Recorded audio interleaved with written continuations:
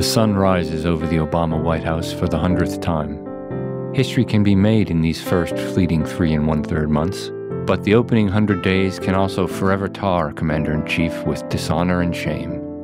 FDR set the triumphant gold standard. A handful of other presidents defined the leaden depths. These are their stories.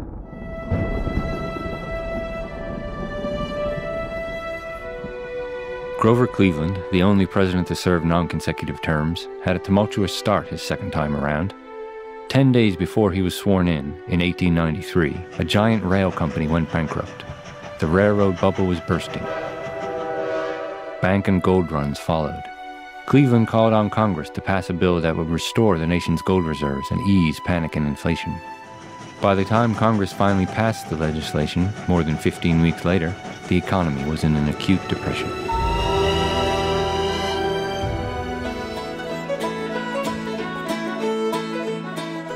Gerald Ford is proof that a single act can undermine an entire 100 days. Ford took office after President Nixon resigned in disgrace and promptly declared, "Our long national nightmare is over." Then, 1 month later, he pardoned Nixon. The country never quite forgave him. No worst 100 days list would be complete without the lackluster James Buchanan. When he took the oath in March 1857, the nation was deeply divided over slavery and how it should be treated in the Western territories. Yet in his inaugural address, Buchanan dismissed the issue. It was, he said, a matter of but little practical importance, since the Supreme Court was going to settle it.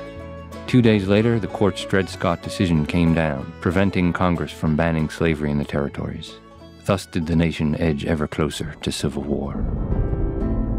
Of course, when it comes to measuring the first 100 days, no president had it worse than poor William Henry Harrison. On a frigid, rainy March day, our 9th president gave a 2-hour inaugural address, the longest in history, in but his shirt sleeves. 3 weeks later, he developed pneumonia, and a week after that, he was dead.